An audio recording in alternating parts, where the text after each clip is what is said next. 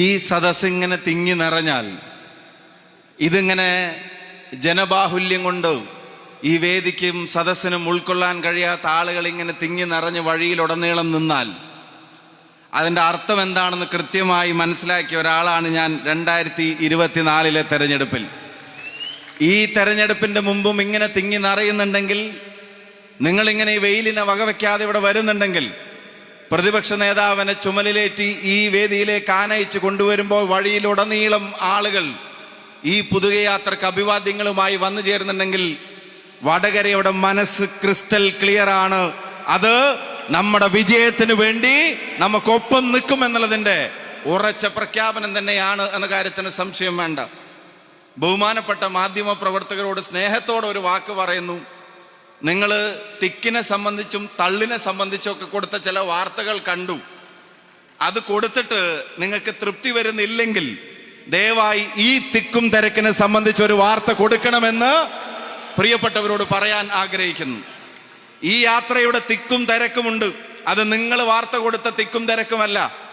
ഈ യാത്രയുടെ തിക്കും തിരക്കും ഈ യാത്ര മുന്നോട്ട് വെക്കുന്ന ആശയങ്ങളോടുള്ള ജനങ്ങളുടെ ഐക്യപ്പെടലാണ് എന്നുള്ളതാണ് അതിൻ്റെ പ്രത്യേകത. ഈ യാത്ര എവിടെയും വിഭാഗീയത പ്രസംഗിക്കുന്നില്ല. ഈ യാത്ര എവിടെയും വർഗീയത പ്രസംഗിക്കുന്നില്ല. ഈ യാത്ര എവിടെയും വിദ്വേഷം പ്രചരിപ്പിക്കുന്നില്ല. ഈ യാത്ര കുറ്റം പറഞ്ഞുകൊണ്ട് മാത്രം പോകുന്നൊരു യാത്രയല്ല. ഈ യാത്ര നാടിനെ മുടിപ്പിക്കുന്ന ഒരു യാത്രയല്ല. ഈ യാത്ര സർക്കാരിന്റെ പണം ഉപയോഗിച്ച് നടത്തുന്ന PR എക്സസൈസിന്റെ സൃഷ്ടികളല്ല. ഈ യാത്ര സംസ്ഥാനം ഭരിക്കുന്ന ഒരാൾ 140 മണ്ഡലങ്ങളിലും ചെന്നാൽ അതിന്റെ പേരിൽ തിരിച്ചടി ഉണ്ടാകുമെന്ന് ഭയന്ന് ആരെങ്കിലും ഏൽപ്പിച്ചു വിട്ടിട്ടുള്ള യാത്രയില്ല. ഇത് കേരളത്തിന്റെ പ്രതിപക്ഷ നേതാവ് നയിക്കുന്ന യാത്രയാണ്. ഐക്യ ജനാധിപത്യ മുന്നണിയുടെ ഈ നാടിനോടുള്ള ഉത്തരവാദിത്തം നിറവേറ്റുന്നതിന്റെ പ്രഖ്യാപനങ്ങൾ ഉൾക്കൊള്ളുന്ന യാത്രയാണ്. അത് നിങ്ങൾക്ക് കൃത്യമായിട്ട് അറിയാം. ഈ യാത്ര സംവദിക്കുന്നത് ആരോടാണ്? ഞാൻ ഈ വേദിയിലേക്ക് കടന്നു വന്നപ്പോൾ ഇതാ ദേശീയപാതയുടെ നിവേദനങ്ങൾ ഇവിടെ നൽകപ്പെടുകയാണ്. ഈ യാത്ര കുറ്റ്യാടിയിൽ ചെല്ലുമ്പോൾ അവിടുത്തെ നാളികേര കർഷകരുടെ പ്രയാസങ്ങൾ ചർച്ച ചെയ്യുകയാണ്. ഈ യാത്ര നാദാപുരത്ത് എത്തുമ്പോൾ വന്യമൃഗ ശല്യമുള്ള ഉൾപ്പെടെയുള്ള പ്രയാസങ്ങൾക്ക് പരിഹാരം കണ്ടെത്താൻ ആളുകൾ വരികയാണ്. ഈ യാത്ര കടന്നു വന്ന വഴികളിലുടനീളം പ്രതിപക്ഷ നേതാവുമായി ജനങ്ങൾ നടത്തുന്ന സംവാദത്തിൽ, ആ സംവാദത്തിൽ മുഴുവൻ ജനകീയ പ്രശ്നങ്ങളും കക്ഷി രാഷ്ട്രീയത്തിന് അതീതമായി ഇന്നിതാ ബസ് ഓപ്പറേറ്റേഴ്സ് ഉൾപ്പെടെയുള്ള ആളുകൾ ഇന്നുച്ചക്കും വന്ന് കണ്ടു. അതിലെല്ലാ രാഷ്ട്രീയ പ്രസ്ഥാനത്തിന്റെ നേതാക്കന്മാരും ഉണ്ടായിരുന്നു. അവര് പറഞ്ഞു, ഇതിനൊരു മാറ്റം വരാൻ നിങ്ങൾ വന്നാൽ അതിനൊരു മാറ്റം ഉണ്ടാക്കണമെന്ന് നമ്മുടെ നേതാക്കന്മാരോട് പറയുമ്പോൾ, പ്രതിപക്ഷ നേതാവിനോട് പറയുമ്പോൾ ഒരു കാര്യം നിങ്ങൾക്ക് ഉറപ്പാണ്. എന്താ ഒരു കാര്യം? ജനങ്ങൾ നമ്മളെ വിശ്വസിച്ചതായിരുന്നു പഞ്ചായത്ത് തെരഞ്ഞെടുപ്പ്. എന്നാൽ ജനങ്ങൾ നമ്മളെ അർഹിച്ച ഉത്തരവാദിത്തം ഏൽപ്പിക്കുന്നതാണ് ഇനി വരാനിരിക്കുന്ന തെരഞ്ഞെടുപ്പ്. അവർ അർപ്പിച്ച വിശ്വാസത്തെയും അവരേൽപ്പിക്കുന്ന ഉത്തരവാദിത്തത്തെയും അതിനെ ജനങ്ങളുടെ മുമ്പിൽ നിറവേറ്റുമെന്നുള്ള വാക്കാണ്, എന്ന വാഗ്ദാനമാണ്, എന്ന ഉറപ്പാണ്, എന്ന നടപടികളിലേക്കുള്ള കൃത്യമായ മാർഗരേഖകളാണ് ഈ പുതുയുഗ യാത്രയുടെ പ്രത്യേകത. ഞാൻ പറയുന്നു, ഇവിടെ വിഭാഗീയത പറഞ്ഞ ആളെ കൂട്ടുന്നില്ല. ബഹുമാനപ്പെട്ട പ്രതിപക്ഷ നേതാവിനോട് പറയുന്നു, ഈ വേദിയിൽ വന്ന് CPIM-ന്റെ സെക്രട്ടറി, പാർട്ടി സെക്രട്ടറി ജാഥ നയിച്ചുകൊണ്ട്, വികസന ജാഥ എന്ന പേരിൽ ജാഥ നയിച്ചുകൊണ്ട് ഈ വേദിയിൽ വന്നിട്ട് ഇവിടെ വടകരയിൽ വന്ന് ഇതേ വേദിയിൽ പന്തലിട്ടുകൊണ്ട് പ്രസംഗിക്കുമ്പോൾ പറഞ്ഞത്, വൈകുന്നേരം കസേര നിരത്തി ആളുകളെ ഇരുത്തി പറഞ്ഞത്, ഷാഫി പറമ്പിൽ ഒരു വർഗീയവാദിയാണ് എന്നുള്ളതാണ് പാർട്ടി സെക്രട്ടറി ഉൾപ്പെടെയുള്ള ആളുകൾ പറഞ്ഞത്. ഞാനൊരു കാര്യം ഗോവിന്ദൻ മാഷ് ഉൾപ്പെടെയുള്ള ആളുകളോട് പറയുന്നു, നിങ്ങൾ ആ ചാപ്പ കുത്താൻ കഴിഞ്ഞ 2 വർഷക്കാലമായി നടത്തുന്ന ശ്രമങ്ങൾ, ആ ശ്രമങ്ങളിൽ ഒന്നിന് ഏതാണ്ട് 2 വർഷത്തിന്റെ പഴക്കമുണ്ട്. കഴിഞ്ഞ പാർലമെന്റ് തെരഞ്ഞെടുപ്പിന്റെ മുമ്പ് പോളിംഗ് ബൂത്തിലേക്ക് പോകുന്നതിന്റെ തലേ ദിവസം നിങ്ങൾ സൃഷ്ടിച്ച ഒരു വ്യാജ സ്ക്രീൻഷോട്ട്, ആ സ്ക്രീൻഷോട്ടിന്റെ കാഫിർ സ്ക്രീൻഷോട്ടിന്റെ പേരിൽ വർഗീയതയുടെ ചാപ്പ ഞങ്ങളുടെ മേലെ ചുമത്താൻ, ഞങ്ങളുടെ മേലെ കുത്താൻ നിങ്ങൾ ആഞ്ഞു ശ്രമിച്ചു. ഞാൻ ഒരു കാര്യം ചോദിച്ചോട്ടെ, ഇപ്പോഴും കേരളം ഈ സെക്കൻഡിലും ഭരിക്കുന്നത് CPM തന്നെയല്ലേ? ആ CPM-ന്റെ സെക്രട്ടറി തന്നെയല്ലേ ഗോവിന്ദൻ മാഷ്? ആ പാർട്ടിയുടെ തീരുമാനപ്രകാരമല്ലേ കേരളത്തിന്റെ മുഖ്യമന്ത്രിയായി ശ്രീ പിണറായി വിജയൻ ഇരിക്കുന്നത്? അദ്ദേഹം തന്നെയല്ലേ കേരളത്തിന്റെ ആഭ്യന്തര വകുപ്പ് മന്ത്രിയും?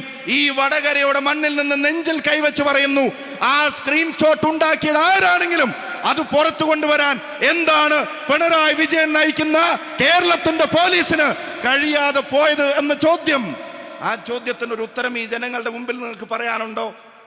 നിങ്ങൾ കണ്ടെത്താൻ കഴിയാതെ പോകുന്നതല്ല, കണ്ടെത്താത്തതിന്റെ കാരണം അത് ഞങ്ങളുടെ കുഞ്ഞല്ല, നിങ്ങൾ ഉണ്ടാക്കിയതാണ് എന്നുള്ളത് നിങ്ങൾക്ക് തന്നെ അറിയാവുന്നത് കൊണ്ടാണ്. അവിടെയാണ് ഈ യാത്രയും ആ യാത്രയും തമ്മിലുള്ള പ്രത്യേകത, അതിൻ്റെ വ്യത്യാസങ്ങൾ. അത് പ്രതിപക്ഷ നേതാവിൻ്റെ പ്രസംഗം കേൾക്കുമ്പോൾ നിങ്ങൾക്കറിയും രണ്ട് യാത്രയും തമ്മിലുള്ള വ്യത്യാസം എന്താണ്, രണ്ട് യാത്രയും അഡ്രസ്സ് ചെയ്യുന്ന പ്രശ്നങ്ങൾ എന്താണ്, രണ്ട് യാത്രയും ജനങ്ങൾക്ക് കൊടുക്കുന്ന കാഴ്ചപ്പാട് എന്താണ്, രണ്ട് യാത്രയുടെ നായകരും ജനങ്ങളോട് സംവദിക്കുന്നത് എന്താണ്, ആരാണ് നാളെക്കുറിച്ച് പറയുന്നത്, ആരാണ് കേരളത്തെക്കുറിച്ച് പറയുന്നത്, ആരാണ് വ്യാജമായ അവകാശവാദങ്ങളിലൂടെ ഇതിനെ തെറ്റിദ്ധരിപ്പിക്കാൻ ശ്രമിക്കുന്നത്. ഞാൻ ഒരു കാര്യം പറയുന്നു, മഹാത്മാവിന്റെ പേരിലുള്ള തൊഴിലുറപ്പ് പദ്ധതി, ആ പദ്ധതിയിൽ നിന്ന് മഹാത്മാവിനെ നീക്കം ചെയ്യാൻ BJPയുടെ ഗവൺമെന്റ് തീരുമാനിച്ചു. ഇവിടെ ഒരു പ്രചരണം നടക്കുക, ഇടതുപക്ഷം ഉണ്ടതുകൊണ്ട് മാത്രമാണ് തൊഴിലുറപ്പ് പദ്ധതി ഈ നാട്ടിൽ നടപ്പിലായതെന്ന്. 2004 തെരഞ്ഞെടുപ്പിന്റെ മുമ്പ് കോൺഗ്രസിന്റെ പ്രകടന പത്രികയിൽ കോമൺ മിനിമം പ്രോഗ്രാം വരുന്നതിന്റെ എത്രയോ മുമ്പ് ആ വാഗ്ദാനം ജനങ്ങൾക്ക് കൊടുത്ത് അധികാരത്തിൽ വന്നാൽ അത് നടപ്പിലാക്കുമെന്ന ഉറച്ച തീരുമാനമെടുത്ത അന്നത്തെ UPAയുടെ തലപ്പത്തുള്ള സോണിയാഗാന്ധിയും മൻമോഹൻ സിംഗും ഉൾപ്പെടെയുള്ള നേതൃത്വം അതിനെ പിന്തുണച്ച CPMന്റെ അന്നത്തെ പിന്തുണയെ അതിനൊരിക്കലും വില കുറച്ച് കാണാൻ ഞങ്ങൾ തയ്യാറാവുന്നില്ല. പക്ഷെ ഒരു കോൺഗ്രസ് നേതൃത്വം നൽകുന്ന ഒരു UPA ഗവൺമെന്റ് കോൺഗ്രസിന്റെ പ്രകടന പത്രികയിൽ ഉൾപ്പെടുത്തിയ കാര്യം അത് നാട്ടിലെ ജനങ്ങൾക്ക് വേണ്ടി ഇപ്പോ അതിന്റെ പൂർണ്ണമായ അവകാശം തങ്ങൾക്ക് മാത്രമാണെന്നൊക്കെ പറഞ്ഞ് ജനങ്ങളെ തെറ്റിദ്ധരിപ്പിക്കാനുള്ള ശ്രമം നടത്തുന്നു. പാവപ്പെട്ടവന് പെൻഷൻ വേദിയുടെ സൈഡിൽ നിന്ന് കയ്യിലേക്ക് എണ്ണിക്കൊടുത്തിട്ട് ഇത് ഞങ്ങളില്ലെങ്കിൽ തരില്ല എന്ന് പറഞ്ഞ ഭീഷണിയുടെ ഭാഷയിൽ ആ പാവപ്പെട്ടവരെ പേടിപ്പിക്കുന്ന തരത്തിൽ അവരുടെ പ്രയാസങ്ങളെ അതിനെ മുതലെടുക്കാൻ ഉള്ള ശ്രമങ്ങൾ, അധികാരത്തിലേക്ക് എത്താനുള്ള അവസാന ലാപ്പിലെ സർവസ്വവുമുള്ള ശ്രമങ്ങളുടെ ഭാഗമായി നിങ്ങൾ നടത്തുന്നു. എന്തിനധികം പറയുന്നു, അതിലെല്ലാത്തിലും ഉപരി നാട്ടിലെ ജനങ്ങളെ ഭിന്നിപ്പിക്കുന്ന, തമ്മിലടിപ്പിക്കുന്ന, വിഭാഗീയത നിറഞ്ഞ പ്രസ്താവനകൾ. ഇവിടെ ഇതാ നമ്മുടെ പ്രിയപ്പെട്ട MLA ഉണ്ട്. ആ MLAക്കെതിരെ കഴിഞ്ഞ തെരഞ്ഞെടുപ്പ് കാലം മുതൽ ഈ നിമിഷം വരെ നിങ്ങൾ നടത്തിക്കൊണ്ടിരിക്കുന്ന വ്യക്തിഹത്യയും നിങ്ങൾ നടത്തിക്കൊണ്ടിരിക്കുന്ന പൊളിറ്റിക്കലായിട്ടുള്ള അറ്റാക്കും അത് നിങ്ങളുടെ അസ്വസ്ഥതയിൽ നിന്നാണ്. കാരണം നിങ്ങൾ ഈ നാട്ടിലെ ജനങ്ങളുടെ ജീവനേക്കാൾ, സ്വത്തിനേക്കാൾ, സമാധാനത്തെക്കാൾ നിങ്ങൾ പ്രാധാന്യം കൊടുത്തത് ചില പാർട്ടി ഗുണ്ടകളുടെ മോചനത്തിനായിരുന്നു എന്നുള്ളത് അത് ഈ നാട് ശരിക്ക് തിരിച്ചറിയുന്നുണ്ട്. പ്രിയപ്പെട്ടവരെ, നമ്മുടെ നാടിനുണ്ടാവേണ്ട മാറ്റങ്ങളെ ചൂണ്ടിക്കാണിച്ചാണ് ഈ യാത്ര നടക്കുന്നത്. അതുകൊണ്ടാണ് ഇത് പുതുയുഗ യാത്ര എന്നതിന് പേരിട്ടിരിക്കുന്നത്. ആ പേരിനെ അന്വർത്ഥമാക്കുന്ന നയങ്ങളാണ് ഈ യാത്രയിൽ ഉടനീളം അവതരിപ്പിക്കപ്പെടുന്നത്. തലശ്ശേരിയിൽ കണ്ണൂർ ജില്ലയിലെ പ്രിയപ്പെട്ട ജനങ്ങളുമായി നടത്തുന്ന സംവാദം അടുത്തിരുന്ന് ഞാൻ കണ്ടു.